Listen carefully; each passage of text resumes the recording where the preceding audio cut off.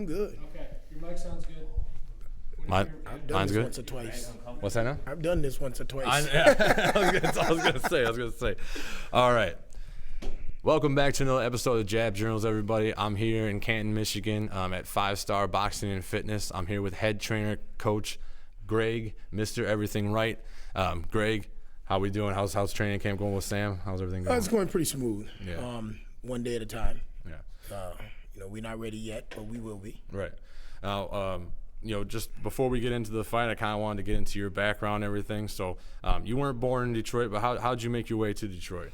Born New York, raised in South Carolina, and thinking 85 may have been, watching a fight on television, Dennis Andres versus Jeff Harding, and Dennis smashing this kid. And all of a sudden, 9th round, 10th round, the guy came out, doing a little bit more. End up knocking Dennis Andres out. And in that clip, you hear this guy saying, "God damn it, man. Stay off of the ropes. Man, you gonna let this man come in your country and beat your ass." And the next thing you know, you hear this other guy, round 13. You don't hear those rounds anymore. Right. But it's, just jab this motherfucker, keep this motherfucker off of the rope. Oh, you got this motherfucker fight win. Just jab this motherfucker.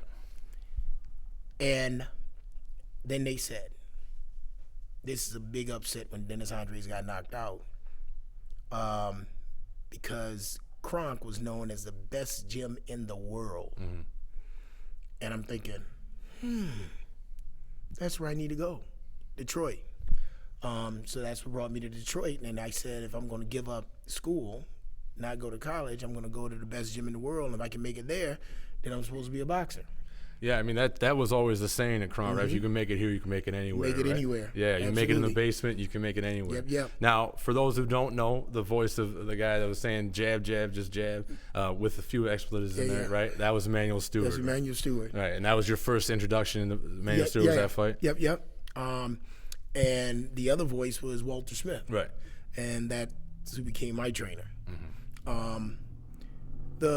The point of all of that was, I thought destiny was happening, man. I was fighting a hard fight, and I was winning the whole fight. And then I got hit with a left hook. Mm-hmm. And I'm telling you, everything went like silent. Right. And I made it through the round, and we're dogs at Kronk. Yeah. So the next round, I'm getting up thinking, I'm cracking him. But I'm still not there yet. Mm-hmm.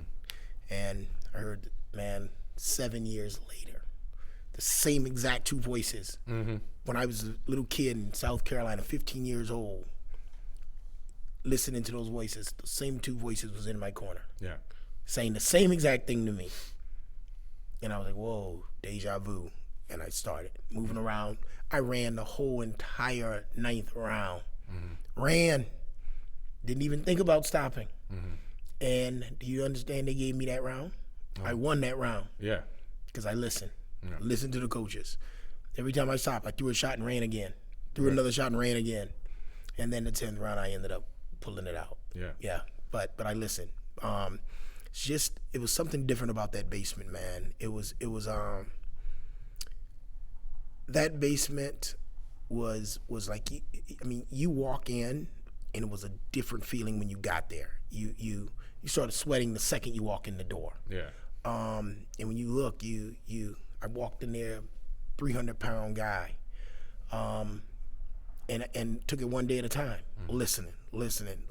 Floyd Logan started me out, and then later on, 2 years later, it was time to add somebody else to my team, and it was either going to be Luther Burgess or Walt. And I asked Logan who he'd feel better working with, and he said Walt.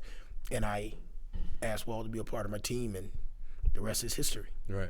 Now, but before we get too deep in your pro career, let's take back to your first days in the basement. You walk in, probably when you were walking in, they're still probably putting pictures on the wall, but there's all these world champions that Emmanuel trained, all the guys. Is that an intimidating feeling, especially not being from Detroit? Coming up from South Carolina, you see that, you see like you said, walking in the basement's a different feeling. So you see all those world champions, you know Emmanuel Stewart's in there. What was going through your mind as a young 16-year-old from South Carolina? I walked in the door the first day, and Tommy Hearns is in the ring, sparring, getting ready to fight Michael Elijah Day. And I'm like, holy that's Tommy Hearns. That's Tom. Oh, God. And then Michael Moore is walking around the ring. And I'm like, is this really happening? And then they give you instructions to tell you what to do. And I don't know if you remember, we had to move around the ring 3 rounds every single day before we even started shadow boxing or anything else. And all I thought was everybody was watching me, and I could not stop. Swear to God on everything, I had blisters, big blisters, all on both thighs, because I wouldn't stop. I had to keep moving, barely moving, but I kept moving, like water blisters, all on my thighs. I'm so big. Right. But I just thought everyone was watching me, and I couldn't stop. Tommy was there, Emmanuel was there, and then the very next week, Evander Holyfield's in the building. I couldn't handle. It was just like, and we couldn't start. Amateurs at that time couldn't start until 3:00. But I would come at 2:00 just so I can sit and watch. Right. So I would sit in the sideline and just watch those guys. And some of the things you've seen down there was better than any fight you would ever see. And the sparring down there was different. Right. That's what I want to get into. You know, from talking to a lot of Kronk boxers over the years, even in the newer age guys, you know, they said, man, I've had tougher fights in the gym than I've had in any ring anywhere else in the country. You know, that the basement sparring wars were something different. You know, you were obviously there in the heyday, you know, late 80s, early 90s. You know, we're talking Gerald McCullens, James Toney, the McCrory brothers, all these big name fighters.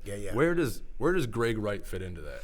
Well, I got lucky, and I did say lucky because I was ready when the telephone rang. When the telephone rang, I was ready at the right time. And after the Tommy Hearns era, I was the first fighter down there rated in the top 10 in the world. And that's because of the fact that when I got out there, I felt in my heart that I couldn't see anything out there that I haven't seen in Kronk already. Right. It was just a different atmosphere. You get there, and every sparring session, even the worst guy down there was going to be hard sparring. Yeah. It was going to be hard sparring. So when I got out there, I felt like there was nothing I haven't seen before. Right. Nothing I haven't seen before, and I literally just went like kind of like what I'm trying to put into Sam and my other fighters. Guys, listen to me. If I tell you to do something and you do it my way and we lose, I'll carry the burden of that loss. It's a whole lot easier to let me carry it than for you to do it your way and have to carry it until your next victory. Let the trainers do it. Rock'em Sock'em Robot is what we were called. Right. We just went in the ring and did what our trainers told us to do. And if it didn't work, our trainers bear the burden of that loss. Yeah. And it's a whole lot easier letting them carry it around, and I can say, hey, I did everything you asked me to do. It was just the wrong plan. Right. You know? So I give everything that I've ever done in boxing, everything I'm getting out of boxing now, everything I'm adding into boxing now, I give it to my trainers. Yeah. Now, is that like, you know, you say you carry that mentality to train your fighters. One thing I always liked about, you know, talking to Kronk fighters, old and new, I remember when Jermaine Taylor went down there to train with Emmanuel Stewart, and he'd have amateurs coming up to him and being like, oh, you know, it'd be good to get work with you. Now, this is the world middleweight champion of the world, but that's the mentality down in Kronk. Is that something that stuck with you, like, through these days? Just no matter who, like you said, no matter who you saw, you knew you'd seen it before. Okay, when Jermaine Taylor started coming down to Kronk was starting to change. It was starting to change. Jermaine got into the ring with some of the guys, and he just did what he did. He didn't look out for the guys who were in the front of him. He always wanted to look good. I got in the ring the first time with Tommy, and I was terrified. And Tommy took care of me. Yeah. Took care of me. I still ended up with 14 stitches, but it wasn't like he tried. Right. And as soon as he cut me, he backed away and was like, hey, you're all right. The next time I got in the ring with him, I got cut again. 8 stitches. But he was taking care of me. He was teaching me. He wasn't trying to hurt me. Right. When I got in the ring with Leon Zabarber, same exact thing. He pulled back 3 times in a row. Snatch back, right hand. Right hand. Caught you with the same punch. Right, same punch 3 times in a row. Yeah. And then, but he could have knocked me out. But he was like, look, if a guy pulled back, you know a right hand is coming. Right. If he's right hand coming, just move your head off the line. Teaching me while he was boxing me. And then later on, we just go all out because I learned enough over the years from those guys that now they don't have to take care of me. They have to defend themselves against me. Yeah. But if it wasn't for that, they could have made me gun shy. They could have ruined my career in the beginning. So it was nothing like that. When Jermaine Taylor came, Jermaine was all about looking good in front of the cameras, looking good. Period. It was just all about him. I don't have anything against Jermaine Taylor. But the bottom line is to it, he came, and Jermaine Taylor came near the end of my career. Yeah, I would have loved to box Jermaine Taylor. Yeah. Well, I mean, just for that reason only. Right. I mean, you were no slouch in the pro game either. I mean, obviously you fought a bunch of guys in the top 10, won the NABF light heavyweight title, fought for the NABO light heavyweight title. With those experiences, what would you say was the pinnacle of your pro boxing career? It's got to be just being ready. Everyone talking about one fight or one special moment. It was at the time being ready. And if it wasn't for being ready when the telephone rung, nothing would have happened. I think when I fought Derek Harmon, who's rated #1 in the world, he was that guy who I was next to the ring when he knocked out a guy who was 30-0. Knocked him out in the 2nd round. And a couple months later, I'm fighting him. And he's southpaw. And I think how I won that fight is because of his mouth. Yeah. We were walking through the hotel, and we were at a gift shop, and he came through, and it was like 12 o'clock at night, Logan and I. And he said to me, shouldn't you be upstairs resting? And I was going to respond, and Logan said, you'll be all right. Shouldn't you be upstairs resting? And Derek said, I live here. He's the one that has to get used to this, to the atmosphere. And I'm going, well, and Logan said, no. He said, well, you're going to need it tomorrow night. And I thought, yeah, wrong words, buddy. Yeah. You're not going to beat me before the fight. And I swear I went in bed, laid my hand across my chest, called up a friend of mine, got me a girlfriend, started dating my wife that night. Really? Started dating my wife that night before I fought Derek Harmon. And I figured if I die, at least I have a girlfriend. You know what I mean? At least I'm going to die with a girlfriend. Right. And then when priorities. You see? Yeah. You see? I don't want to die alone. And I went out that next night and beat him. Yeah. Beat him, and they call it a draw on television. And then the next week, I got a letter in the mail, and I put the letter on the counter. I just thought, blood test, blood work coming in. I know I'm clean, so I'm not worried about the blood test. So not after I got the letter, not until a week later, I opened the letter and realized that they said that they scored the fight wrong. And I won by a split decision. So on TV they announced the draw, but they later changed the decision. Right. Okay. And then I flipped, man.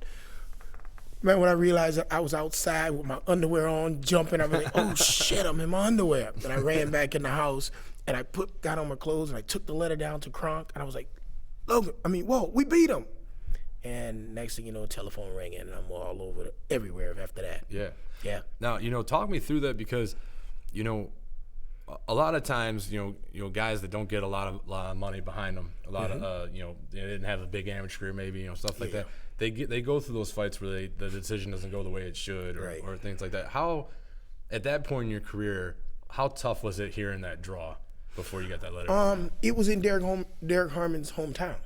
It was in Vegas, so that's his stomping grounds. His people are the one putting the fight on. He was being trained by the Goosens. Yeah, okay. You know what I mean? Dale Brown was the promoter of the show. So a draw in that town, when I'm walking out, everyone's yelling Harmon, Harmon, Harmon. Yeah. And you get a draw, you won. Right. Yeah. And Daryl Coley, who was a part of their stable, came to my corner and was like, Greg, you won that fight. Right. You won that fight. So get on the ropes and act like you won it. And so I ran and jumped on the rope, raised my hand, and everyone started yelling my name. Mm-hmm. I stole his crowd. And I think that was the moment that I was like, man, I made it. Yeah. I made it. And so when it was a draw on TV, I know I won. Mm-hmm. I knew in my heart I won. But Derek, on the other hand, started talking trash. And I told him, hey, check this out. Next time, put your belt on the line. Yeah. Put your belt on the line. Give me a rematch. And then they stripped him of the title. Mm-hmm. And then Glenn Robinson ended up with it. And then they gave me a fight with Glenn Robinson. Now, I was going to touch on that because I mentioned in when I talked to Sam and his last fight, it was a redemption fight. Now, you had something like that with Glenn Robinson. You fought him twice back to back. Glenn beat me in the 6-round decision. The same exact. Derek Harmon was the main event for that show, and when he knocked out the guy 30-0. Right. And I was there ringside watching it. And Glenn Robinson beat me a 6-round decision, but when I remember the fight, the last 2 rounds, I think I won because I think Glenn was getting tired. Mm-hmm. And Glenn had 2 10-round fights set up before that, but they only went 8 rounds. So he stopped every single one that he fought except me. Yeah. I'm the only person who went the distance with him. And so I figured if I get him in the 9th round, he wouldn't know what to do because he's never seen it. Right. And that's what I did. And I dropped him. Yeah, you stopped him the second time, right? Yeah, dropped him, and then I stopped him in the 12th. Yeah. Mm-hmm. Very cool. Very cool. Mm-hmm. So now you go on. You have this good pro career. When did you know that it's time for me to kind of transition to training or kind of get out of the fight game as far as being a participant in the fight? When my accountant called me and told me I had enough money in the bank, I'm out. That's a good reason. It shit started hurting. No, there's no better reason than that. It just started hurting. Right, I hear you. Yeah. I'm like, and it was like I got hit hard in my last fight, and I remember spinning him around, and I seen the look on my wife's face, and my mother-in-law and my mom's, and they're not used to me getting hit because I was pretty elusive in the ring, and I remember getting hit with that hook, and I spun and I seen the look on their face, and then I broke this hand again the 3rd time. Oh yeah. And then after I healed, I had a fight. I think it was $60,000 for the fight I was gonna make, and I was on the bag, and I couldn't get that image of their faces out of my head. Yeah. And I was like, you know what? As soon as I get it, I had 252 stitches in my face, and I said I wanted $1,000 in the bank for every stitch in my face. I'm not talking about, with my stocks. I'm not talking about, equity. I'm talking about cash money. Right. And as I'm saying this, the telephone rang. And they were like, Greg, the telephone. You remember we had that old payphone in Kronk? Yeah. Payphone. And I know it's an emergency because if it's an emergency, because everyone knew, don't call me on my job. I don't call you on yours. Don't call me on mine. Right. I answered the phone. It was Doug. He told me. And when he told me what I had, he said, Greg, we got a lick. He said, I think we should pull out of this one. I'm like, so what do I have in the bank? He said 258. I said, you say no more. I hung up the phone and I went in the back,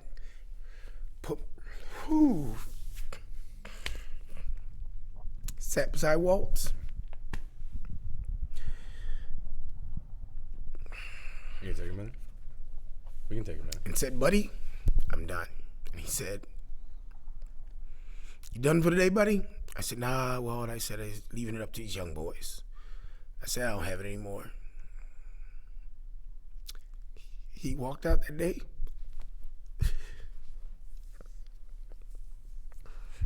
I walked out. And he never walked back in. And then he got sick, and then he passed. But I had a good career. Wouldn't change it.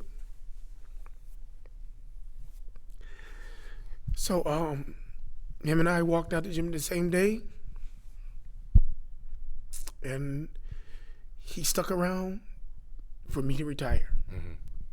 And when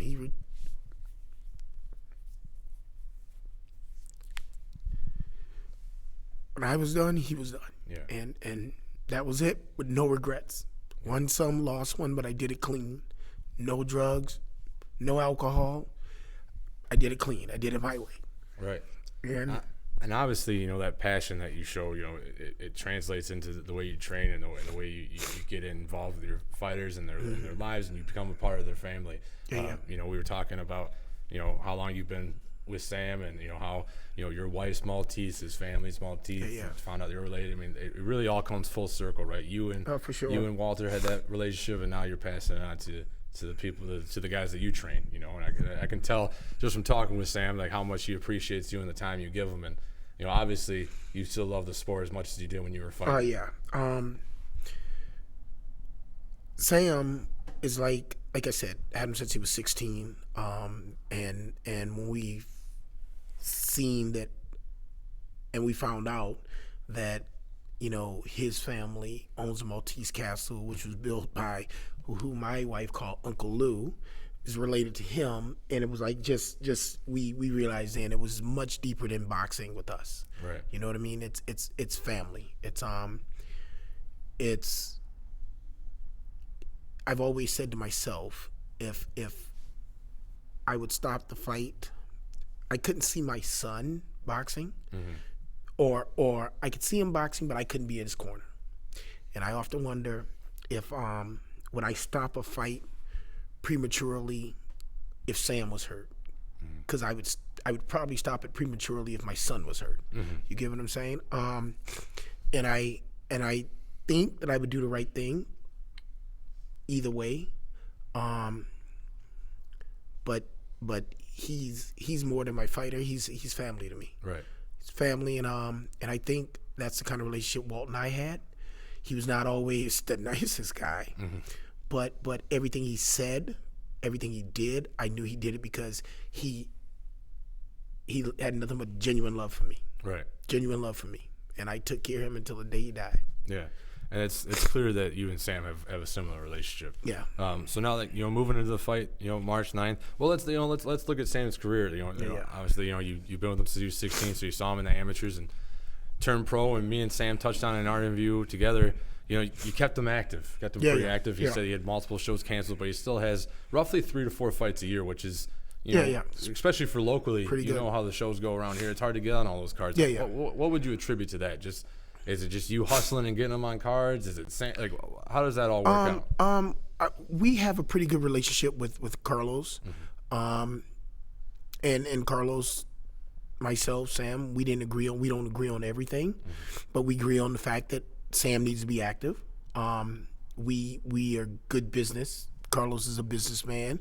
We bring good business to him in his show. So as long as we continue to do that and we have fan support, I think we'll be on the shows. Yeah. Because when it's all said and done, it's about ticket sales. Absolutely. Yeah. It's about ticket sales, and we do our part in that. And we can't do that without the people. Right. And we've been very good to them, and they've been very good to us. Now, comparing your days of fighting to today, do you feel like it's more of a business now than it was then, or has it always been like this, and now it's just more focused on it? I think right back then, we fought. Right. We were dogs. It's got to be more of a business today because these fighters are soft. They just soft, straight soft. Gervonta Davis. Everyone thinks he's a killer. Who's he fighting? Soft. They get to pick their opponents. We didn't. The names were called. We said yes. Didn't care who it was. Yeah, you don't see a lot of undefeated records from your time. That's my point. You guys fought everybody. Yeah, we fought everyone. Right. These guys are pampered and pampered and pampered and pampered, and guess what? That's why the MMA is trying to take over. Is because guess what? MMA, at least you're getting someone kicked in the face, elbowed, knee, blood. Boxing, these guys handpick their opponents. They get up to 20-0, and then they fight someone real, and then they wither away. Right. These fighters are soft. Yeah. Their training habits are soft. I'm not saying every single one of them, but majority of them, training habits are soft. Yeah. Soft. And that's because a lot of the trainers are trying to reinvent the wheel. These young trainers are trying to reinvent the wheel. Fighters don't jab anymore. They just fight. And that's why they can handpick their opponent, and that's why they have to. They have to handpick their opponents. So as in business, yeah, they're handpicking their opponent. So, yeah, it's business, all business. So I think it's safe to say Sam's next fight is not a handpicked opponent, right? He's got Right. He got almost 10 more fights than Sam. Yeah. Has been around the block, fought on big shows, lost on those shows, but still just getting there and being there, as you know, Yeah. is a totally different step. What did you see, or what did you see in Sam's training that you thought he was ready for this step up? This guy is one-dimensional. He's going to come in with his head. He's going to try to rough Sam up. He's going to come in swinging from side to side, leaving the middle open. And the bottom line, so if you can't take this kind of fight, win, lose, you learn. Right. This is the kind of fight that we need to let people know that we're not a club show fighter. Right. You're not going to get on television. You're not going to get the big fights if you don't prove to people that you're not a club show fighter. Anyone can make a name for themselves in their hometown. Absolutely, yeah. Just knock out 20 bums and you become a big name. Because most of the people who are supporting you don't know anything about boxing. Right. So they just think you're good until you step up against real. Vegas is not going to look out for you. Right. The other states aren't going to look out for you. The only state that'll look out for you is your state. I fought a guy back in my day. Any other place in the world, I lost. Yeah. I knew I lost the fight. They gave me the win, so I took it. Right. And when he asked me for a rematch, I said no. Don't want to see you ever again. Good business. You see what I'm saying? Good business decision. You get what I'm saying? It's not a secret. I mean, your hometown is supposed to take care of you. Right. But out there, they won't. Yeah. And you think Sam is ready to go and try the Vegas fights and try to fight in New York and all those other places that are big names? No. You guys think. I know. Okay. Yeah. You get what I'm saying? I know. I mean, we're not putting in all this work to stay in Michigan. Right. We're not. We're doing all of this work in Michigan to be able to see the rest of the world. Right. That's what we're doing. All right. So, before we go into to wrap this up, do you have a prediction on the fight? How you think it's going to go? Yeah, I do. We're going to win. Yeah. If you're saying knockout, not predicting it. You're saying we're going to dominate, not predicting that. I'm saying we're going in to win. We're going in to dissect him and do exactly what we do best. Fight this fight the way it should be fought. And the next fight, we'll fight that one the way it should be fought. So if he's looking at Sam tapes, if he's looking and studying Sam, he'll never see the same guy twice. Right. Sam has never gone in the ring and fought the same exact fight twice since we turned pro. So who's he preparing for? We know who we're preparing for. Right. Because all of his fights look the same. He has no clue what he's preparing for. Gotcha. And that's where we're going to keep it. Well, you share the same amount of confidence that Sam had going into this fight. That's obviously a good sign. Appreciate your time. But I'm not getting hit. Right. We do appreciate your time. We appreciate you being open. Yeah, for sure. Sharing with us all those stories. Really appreciate your time. Greg. No problem, man. Anytime. All right. That does it for this episode of Jab Journals. Be sure to check us out.